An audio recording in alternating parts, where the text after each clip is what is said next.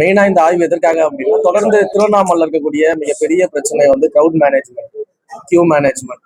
So public உள்ள வந்தாங்கன்னா அவங்களுக்கு உள்ள வந்து சாமி தரிசனம் பண்ணிட்டு திரும்ப வெளியில போகக்கூடிய நேரம் வந்து ரொம்ப அதிகமா இருக்கு. குறிப்பாக வார இறுதி நாட்கள் சனி ஞாயிறுகள்ல வந்து பாத்தீங்கன்னா கோயிலுடைய கெப்பாசிட்டியை விட மிக அதிகமான கூட்டம் வந்து இங்க கோயிலுக்கு வந்துகிட்டு இருக்கிறாங்க. அப்போ அந்த கியூவை வந்து எப்படி மேனேஜ் பண்ணலாம், எப்படி வந்து விரைவாக அவங்க தரிசனம் பார்த்துட்டு வெளியில வருவதற்கான ஒர்க்ஸ் எல்லாம் பண்ணலான்றதை இன்னைக்கு வந்து மாவட்ட ஆட்சியர் அவர்களோட சேர்ந்து காவல்துறை அதிகாரிகள், கோயிலுடைய அலுவலர்கள் இவங்க எல்லாரும் சேர்ந்து இன்னைக்கு நம்ம ஆலோசனை பண்ணோம். உள்ளூர் பக்தர்கள் தரிசனம் செய்வதற்கான வழிவகைகளை எல்லா வழிவகைக்கும் சேர்த்துதான் இன்னைக்கு நாங்க மீட்டிங் போட்டுருக்கிறோம். ஒன்ஸ் அந்த கியூ லைன் மேனேஜ்மெண்ட் எல்லாமே ஃப்ரீஸ் பண்ணிட்டு டெக்னிக்கலா எப்படி பண்ணலான்றதை ஃப்ரீஸ் பண்ணிட்டு அதற்கான முடிவுகள் எடுக்கும். உள்ளூர் பக்தர்களுக்கு தனி கியூ வரிசை உண்டா? சொல்றதை உள்வாங்கிக்கீங்க. இன்னைக்குதான் மீட்டிங் போட்டுருக்கிறோம். ஃபர்ஸ்ட் எப்படி அலோவ் பண்ணலான்றத பத்தி டிஸ்கஸ் பண்ணிருக்கோம். டெக்னிக்கலா எதெல்லாம் பாசிபிள்ன்றதை முதல்ல பார்க்கணும். கியூ லைன்ஸ் எப்படி ஆல்டர் பண்ணலான்றத பார்க்கணும். ஸோ கியூ லைன் எப்படி ஆல்டர் பண்ண முடியும் இந்த சென்ஸ் வந்து நம்ம ஆல்ரெடி பார்த்தீங்கன்னா ஃப்ரீ தர்ஷன் இருக்கிறாங்க, 50 rupees கியூல இருக்கிறாங்க.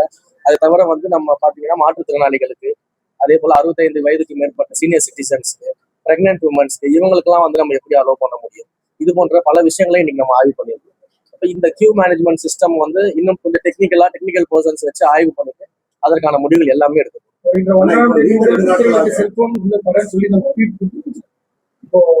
பத்திரிகையாளர்கள் முதல் எல்லாருமே பாதி பேர் 3/4 பேர் செல்போன் தான் பயன்படுத்துவோம்.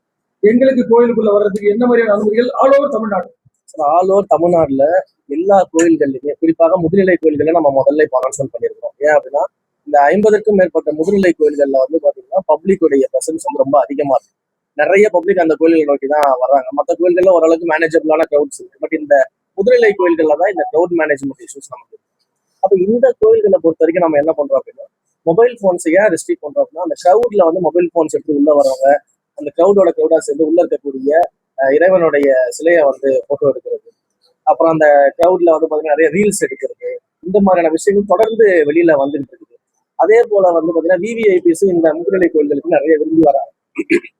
அப்ப அந்த விவிஐபிஸ் இந்த மாதிரி திரையுலக பிரபலங்கள் இவங்க எல்லாம் வரும்போது எல்லாருமே மொபைல் போன்ஸோட உள்ள போயிட்டு கம்ப்ளீட்டா வந்து வீடியோ எடுக்கிறது, ரீல்ஸ் எடுக்கிறது, இந்த மாதிரியான வேலைகள்லாம் நடக்குது. ஈவன் பொலிட்டிக்கல் பர்சன்ஸ் வரும்போது இது நடக்குது. நானே பல இடங்கள்ல எனக்கு பின்னாடி வரும்போது தயவு செஞ்சு எடுக்காதீங்கன்னு தான் சொல்லிட்டு. இப்போ நான் உள்ள போகும்போது கூட பப்ளிக்லாம் ஃபோன் வச்சுட்டு இருந்தேன். அவங்க கியூல நிற்கும்போது நான் பப்ளிக் கியூல தான் போறேன். எல்லா கோயில்கள்லயும் பொதுவான கியூல தான் போகாது, உங்களுக்கு தெரியும்.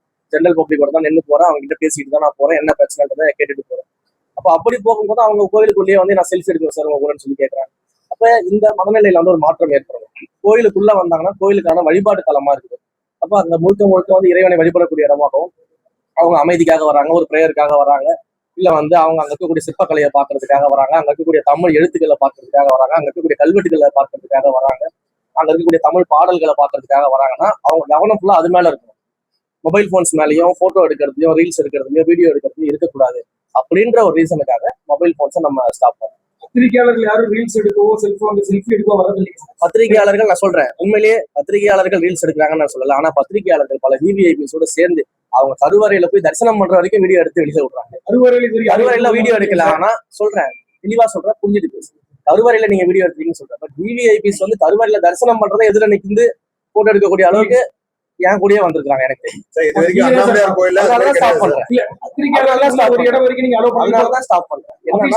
ஒரு கோபுரம் வரைக்கும் நீங்க வந்தீங்க, அலோவ் பண்ணோம். அதற்கு மேல வேண்டாம், உள்ளுக்குள்ள வந்து கியூ லைன்லயும் உள்ளேயும் போக வேண்டாம்ன்றதான் என்னுடைய கோரிக்கையா தான் கோரிக்கை.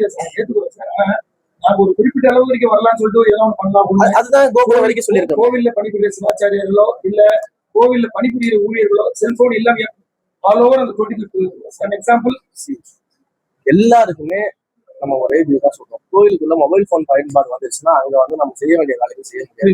அவங்களுக்கு தனியா லாக்கர்ஸ் கொடுப்போம். தேவைப்பட்ட அந்த லாக்கர்ஸ் வெளில போயிட்டு அவங்க போன் பேசிக்கலாம்.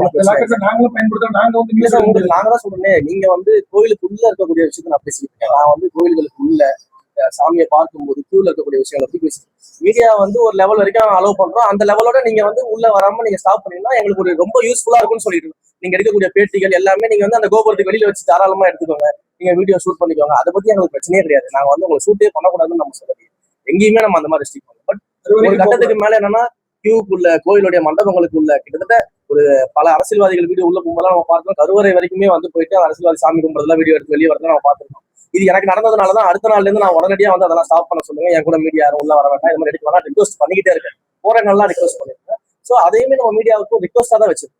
ஸோ அதை வந்து அவாய்ட் பண்ணீங்க ரொம்ப யூஸ்ஃபுல்லா இருக்கும். ஏன்னா இப்போ இவ்வளவு மீடியா நண்பர்கள் இருக்கிறீங்க, இவ்வளவு மீடியா நண்பர்களும் என் கூட உள்ள வந்து வீடியோ எடுக்க ஆரம்பிச்சா பப்ளிக் என்ன யோசிப்பாங்க? இப்போ எப்படி பார்த்தாலும் இன்னைக்கு ஒரு 50 பேர் இருக்கு.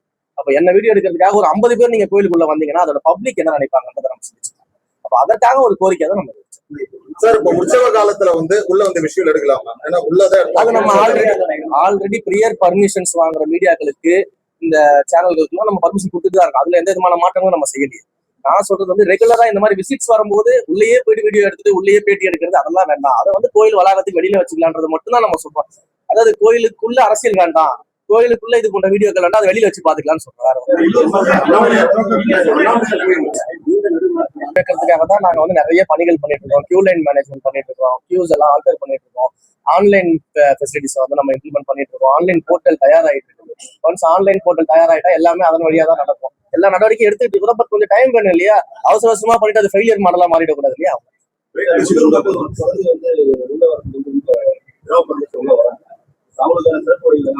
நீங்க எத்தனை கேள்வி கேட்டாலும் அதுக்கான பதில் நான் முதல்லயே சொல்லிட்டேன். நீங்க ஒரே கேள்வியை தான் திரும்ப திரும்ப மாத்தி கேட்டுருக்கீங்க. கியூ மேனேஜ்மெண்ட்டுக்கு தான் இப்ப நாங்க டிஸ்கஸ் பண்ணிருக்கோம். ஸோ டெக்னிக்கல் டீமோட பேசிட்டு அந்த கியூ மேனேஜ்மெண்ட் எப்படி பண்ணலான்றதுக்கான ஃபீஸிபிலிட்டிஸ் ஸ்டடி பண்ணிட்டு இருக்கோம். ஸோ இதுல நீங்க கேட்கக்கூடிய எல்லா கேள்விகளும் அடங்கிடும். இப்ப ராஜகோபுரத்துல இந்த கோயிலை பொறுத்த வரைக்கும் நிம்மதியா வரதுக்காக தான் கோயிலுக்கு வராங்க. இங்க அண்ணாமலையார் கோயிலை பொறுத்த வரைக்கும் ராஜகோபுரத்துக்கு உள்ள வந்தா ஜெயில் உள்ள கேட் இந்த கேலரி உள்ள போயிட்டு அதேதான் நீங்க இன்னொரு ஆங்கிள் கேக்குறீங்க. அது ஒரே கேள்வியை நீங்க ஒவ்வொருத்தரும் ஒவ்வொரு ஆங்கிள் கேட்டுட்டு எல்லாத்துக்கும் காரணம், எல்லாத்துக்கும் base reason queue management. Queue management கரெக்டா இருந்துச்சுன்னா இது எல்லாமே கரெக்டா இருக்கும். அந்த கியூ மேனேஜ்மெண்ட் தான் நம்ம அதை நம்ம ஏற்பாடு பண்ணிட்டு நிறைய விடுதிகளா இருக்கு. அது நம்ம அந்த நகராட்சி நிர்வாகங்கள்ட்ட பேசணும், காவல்துறை கிட்ட பேசணும். அதெல்லாம் நம்ம எல்லாமே ஹோம் சேவா மாறிடுச்சு. நிறைய நம்ம பார்க்கணும்ல. அது வந்து நம்ம சம்பந்தப்பட்ட அதிகாரிகிட்ட நம்ம பேசணும். கோயிலுக்குள்ள என்ன நடக்குதோ அதை பத்தி நாங்க பார்த்தோம்.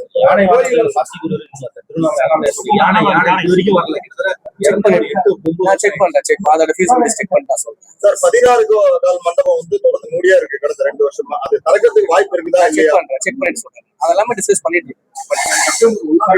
எமர்ஜென்சிக்கு லைன்ல இருக்கும்போது ஏதாவது ஒரு எமர்ஜென்சினா அவங்க இடத்துக்கு நம்ம வாலண்டியர்ஸ் போடுறோம். வாலண்டியர்ஸ் போட்டுட்டு வாலண்டியர்ஸ்க்கு வந்து நம்ம இன்ஃபார்ம் பண்ண சொல்லியிருக்கோம். இல்ல எதுனால வாக்கி டாக்கி கொடுக்க சொல்லியிருக்கோம். வாலண்டியர்ஸ்க்கு ஏதாவதுனா உடனடியா இன்ஃபர்மேஷன் கொடுக்க சொல்லியிருக்கோம். காவல்துறையை வந்து அவங்களுடைய ஃபோர்ஸ் வந்து அதிகமாக்க சொல்லியிருக்கோம். மெடிக்கல் டீம் வந்து நம்ம போட சொல்லியிருக்கோம். இந்த மாதிரி எல்லா வசதிகளும் நம்ம செஞ்சு கொடுத்துருக்கோம். சிம்பிள். என்னன்னா ஒரு விஷயம் தெளிவா புரிஞ்சுக்காங்க. இன்னைக்கு நம்ம ஒரு மொபைல் போனுக்கு நீங்க இவ்வளவு கேள்வி கேட்கறீங்க. நம்ம எல்லாருமே என்ன சொல்றோம், திருப்பதி மாதிரி நம்ம டெம்பிள்ஸ் உருவாக்கணும். திருப்பதியில எப்படி சிஸ்டம் இருக்கு பாருங்க, எப்படி புக்கிங்ஸ் இருக்கு பாருங்க, எப்படி தர்ஷனுக்கு ஃபெசிலிட்டிஸ் பண்ணிருக்காங்க நம்ம சொல்றேன். திருப்பதிக்கெல்லாம் நீங்க நிறைய பேர் உள்ள போயிருக்கீங்க, எல்லாரும் போயிருக்கீங்க. திருப்பதியில எல்லாம் வந்து என்ன பண்றாங்க, பக்தர்கள்லாம் கோயிலுக்கு போன உடனே ஆட்டோமேட்டிக்கா போனை சுவிச் ஆஃப் பண்ணி பேக்ல வச்சிடறாங்க, கவுண்டர்ல கொடுத்துட்றாங்க, ரூம்ல வச்சிடறாங்க, கார்ல வச்சிடறாங்க. அப்போ டெம்பிளுக்குள்ள போகும்போது நம்ம கோயிலுக்குள்ள போறோம், இங்க மொபைல் போன் யூஸ் பண்ணக்கூடாதுன்ற அந்த மைண்ட் செட் வருது. அப்ப அதே அளவிலான பெரிய கூட்டங்கள் வரக்கூடிய கோயிலுக்கு அது வரணும் இல்லையா? இன்னும் செல்போன் பக்தர்கள் தடை பண்றது நாங்க அக்செப்ட் பண்ணிக்கிறோம்.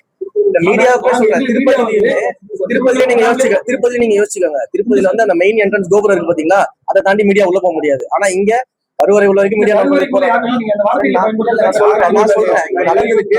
நடந்ததுனாலதான் இந்த முடிவு.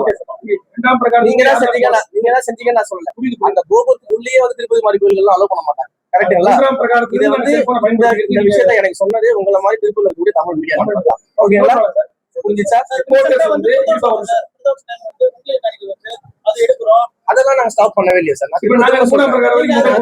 திரும்ப சொல்றேன். நான் என்ன சொல்றேன், விவிஐபிஸ் ஆக்டர்ஸ் இவங்க எல்லாம் வரும்போது நீங்க மொத்தமா உள்ள போய் எடுக்கக்கூடிய அந்த கல்ச்சர் தான் நான் மாத்த. திருவண்ணாமலை அண்ணாமலையார் கோயிலை பொறுத்த வரைக்கும் பத்திரிகையாளர்கள் 2ஆம் பிரகாரத்துக்குள்ள செல்போன் அது எங்க வரைக்கும்ன்றது நான் சொல்றேன். நான் ஆய்வு பண்ணிட்டு நான் சொல்றேன் எது வரைக்கும் அலோவ் பண்ணுவாங்க.